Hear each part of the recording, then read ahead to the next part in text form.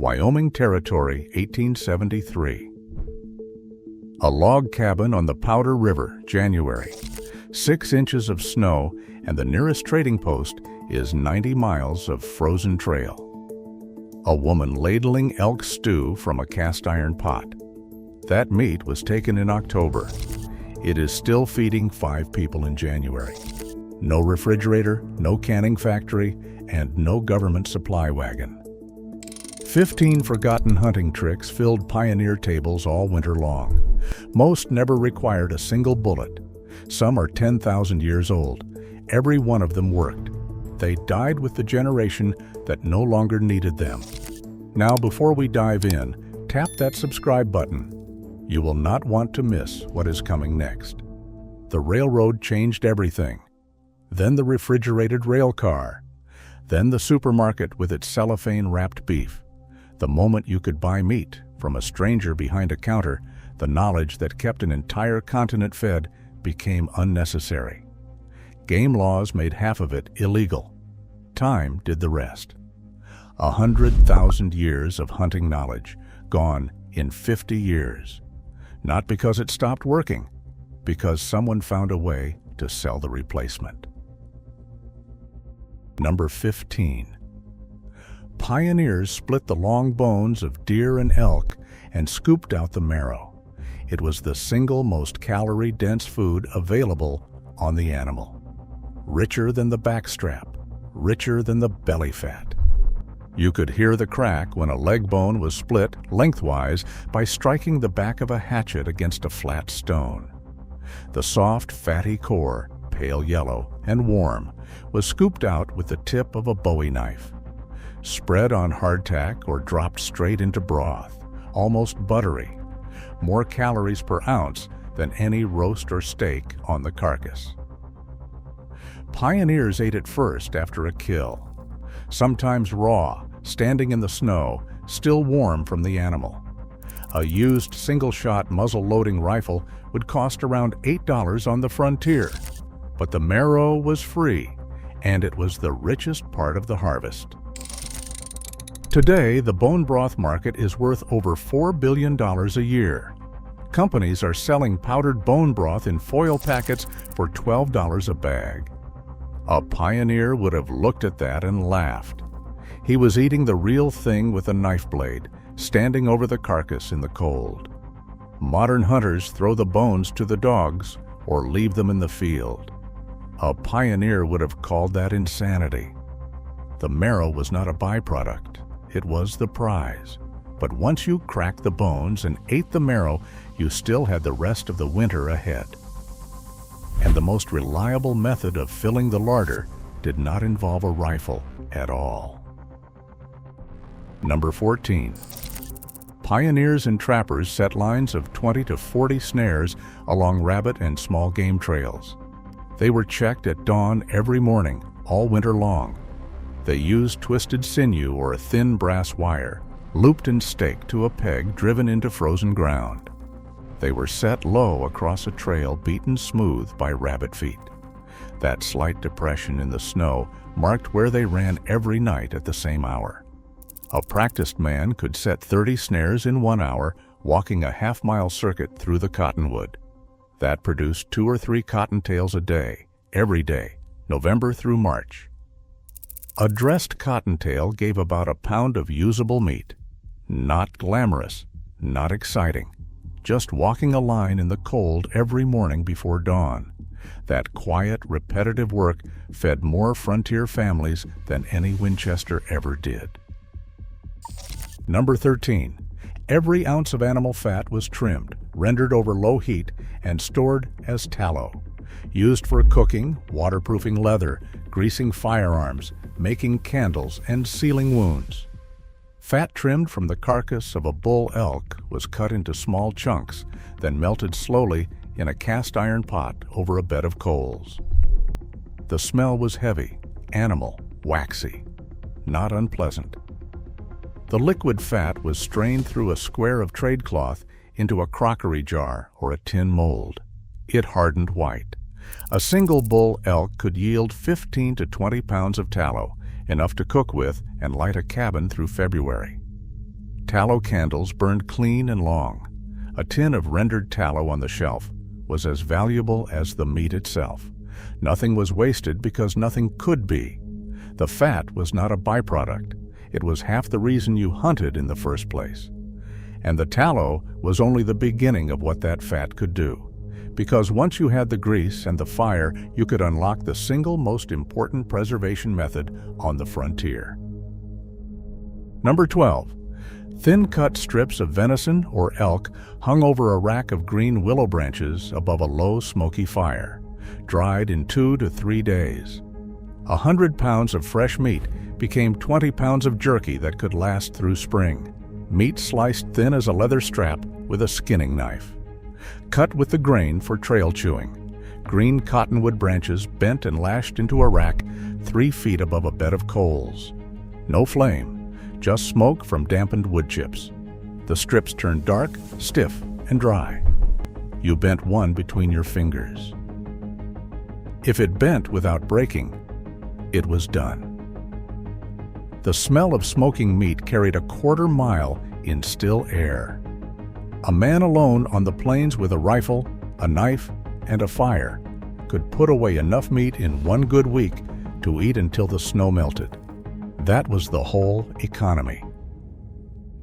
Number 11. Pioneers found natural mineral deposits and salt springs where deer and elk gathered. They waited nearby before dawn, motionless and downwind.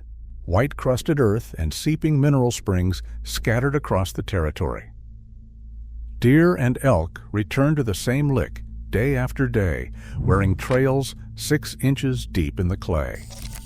A hunter settled into a blind of cut brush or deadfall timber before a first light. Downwind. Still. The crunch of hooves on frozen ground, coming closer. Sometimes a 3-hour wait. Sometimes 10 minutes. A single shot from a Sharp's rifle at 40 yards. At several cents a round, each cartridge mattered. The rifle just finished the job. Patience was the real weapon. A man who knew where the salt lick was never hungry.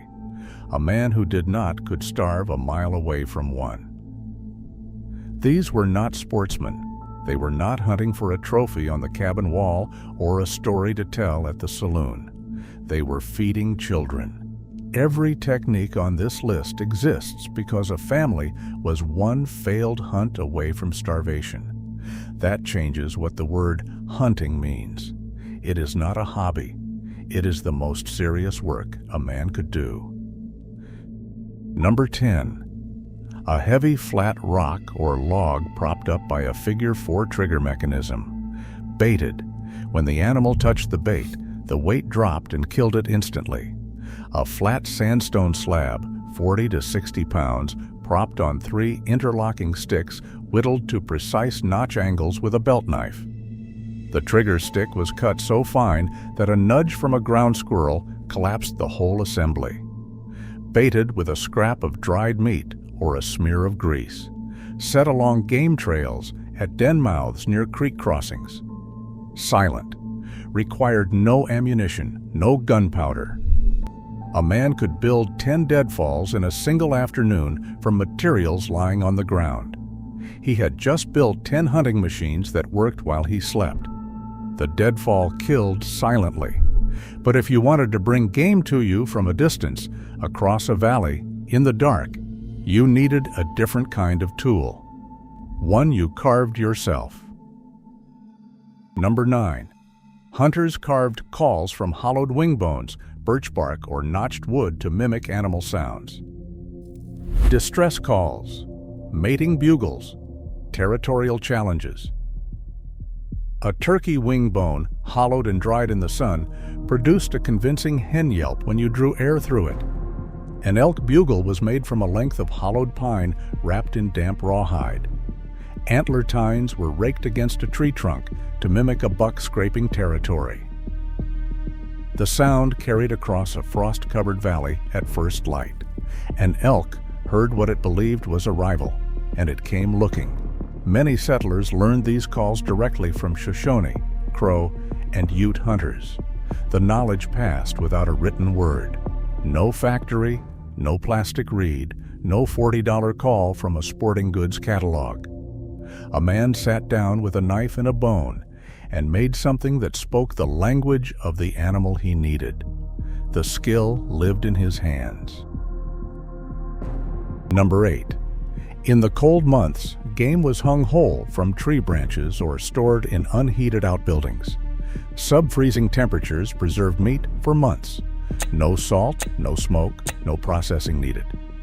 A dressed elk carcass was hoisted by rope into the crotch of a cottonwood tree 15 feet off the ground, away from wolves, away from bears denned for the season. The meat froze solid in hours. Cut what you needed with a cross-cut saw or the back of a hatchet. A single bull elk gave 250 to 300 pounds of usable meat hanging in the cold from November to March. The same winter that could kill you was also keeping you alive. That was the deal the frontier offered. And a man who understood that deal took it without complaint. One elk fed a family. But what if you needed meat for 5 families or an entire settlement before the first snow locked the valley shut? That required something bigger than one man and one rifle. Number 7. Small groups of hunters used controlled grass fires or torch lines to drive game toward waiting hunters or natural barriers. Creek banks, narrow canyons, gaps between ridges. A line of fire moving across dry autumn grass, low and crackling. Animals bolting ahead of the smoke, hunters positioned at a bottleneck. The rush of antelope compressed into a killing ground. 5 or 6 rifles firing in sequence. A season of meat taken in a single afternoon and divided before sundown. Many settlers adopted this method directly from Lakota and Cheyenne hunters who had used fire drives on the same plains for centuries. This was not one man against one animal. This was a community deciding to survive together. 5 families working the same burn could put away enough meat for all of them before the first real snow. Number 6. A hunter found a known game trail or feeding area and sat motionless. Sometimes for hours, waiting for animals to come to him. No stalking, no pursuit, just stillness. A man sitting against a ponderosa trunk in 6 inches of fresh snow. Wool coat, leather gloves with the trigger finger cut free. A Winchester 1873 across his knees. A rifle that cost around $50 in its day. No movement, no sound. Breath slow and shallow, so the vapor cloud stayed small. The forest settled around him. Jays came back to the branches. Then the deer appeared on the same trail they walked every morning at the same hour, stepping through the quiet as if the man were not there. Stillness was the skill, not marksmanship, not strength. The ability to sit in the cold and do absolutely nothing until the right moment arrived. That is a discipline this century has almost entirely abandoned. What runs through every one of these tricks is knowledge, not equipment. A man could lose his rifle, his knife, his horse, his cabin. But if he knew how to read a game trail, build a snare, find a salt lick, render tallow, and set a deadfall, he could still feed his family. The knowledge was the tool. Everything else was optional. Today, there are more than 15 million paid hunting app subscriptions in the United States. GPS tracking, satellite mapping, real-time weather overlays on a phone screen. A pioneer had the sky, the snow, and the tracks on the ground. He did not need a subscription. He needed to pay attention. That is the part we lost. Not the gear, the knowing. Number 5. When a large animal was taken, word went to the nearest homesteads. Neighbors came with knives and pack horses. Everyone worked, and everyone went home with a share. There was a bull elk down in a meadow a half-mile from the cabin. A boy was sent running to the nearest 2 homesteads. 3 families arrived within the hour with skinning knives and canvas tarps. The animal was opened and quartered on a tarp in the snow. Organ meat was divided first: liver, heart, kidneys, then the haunches, the back straps, and the ribs. The hide was scraped and rolled. The work was done in 2 hours by 6 pairs of hands. Each family loaded their share onto a mule and headed home before dark. Nobody kept score. Nobody sent a bill. You helped because next month it would be your elk and you would need the hands. That was the economy of the frontier, and it ran on nothing but trust. The butchering divided the animal. But the animal gave more than meat. What it left behind, the parts most people today would throw away, became the equipment that kept a man alive the following year. Number 4. Tendons from deer and elk legs were dried and split into sinew thread. The strongest natural cordage known, the long tendon pulled from the back leg of a mule deer, hung from a nail inside the cabin to dry.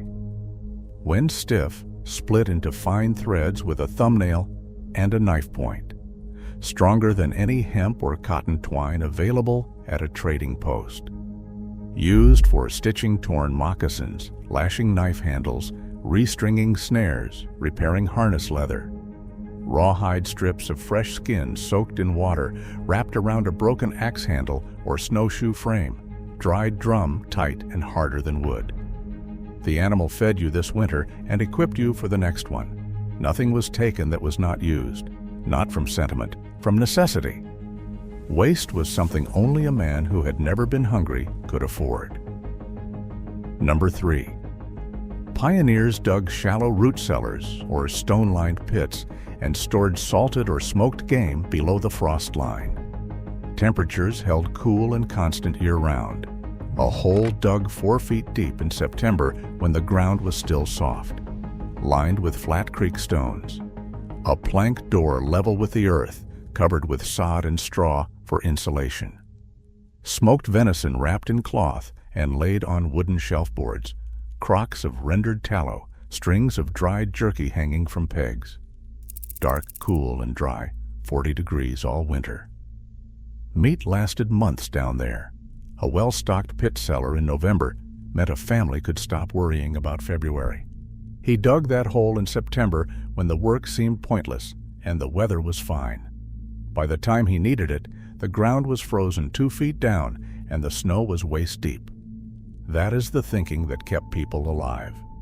Doing the hard work before you needed the result. The cellar stored the meat, but the real secret of the frontier kitchen was not how they preserved food. It was how they stretched it. How 1 pound of dried meat could feed 5 people until nobody left the table hungry. Number 2. Dried jerky was rarely gnawed straight for a full meal. It was soaked in water, then simmered all afternoon with whatever grew wild or could be traded. Wild turnips dug from creek banks and dried on strings. A fistful of dried beans traded at the post. A handful of jerky torn into pieces and dropped into a pot of boiling water. Within an hour, the meat softened and the broth turned dark and rich. Wild onion. Whatever was in the root cellar. The pot bubbled on the cast iron stove all afternoon. 1 pound of jerky in that pot fed 5. Eaten straight, it barely fed 2. The skill was never just the killing, it was the stretching. Making what you had go further than it had any right to go. That was the real art of survival. Not taking the animal, feeding a family from it for as long as humanly possible. Number 1. Pounded dried meat mixed with rendered tallow and dried berries, pressed into dense cakes or packed into rawhide bags. The most calorie-dense, longest-lasting portable food in the history of North America. Jerky pounded between 2 flat stones until it was nearly powder. Rendered tallow, warm and liquid, stirred in. Dried chokecherries or service berries folded through. Packed into sewn rawhide bags, some holding 90 pounds. Dense, heavy cakes the size of a man's fist. The word pemmican comes from the Cree word pimmy, meaning greasy fat. Properly made, it could last decades without refrigeration. Lewis and Clark carried it west. The fur trappers survived on it. Admiral Peary took it to the Arctic. Amundsen carried it to the South Pole. The armies that pushed across the plains were fed by it. A woman could make enough pemmican in 3 days to feed her family for a month.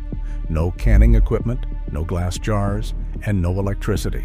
Just meat and fat and berries and the knowledge of how to put them together.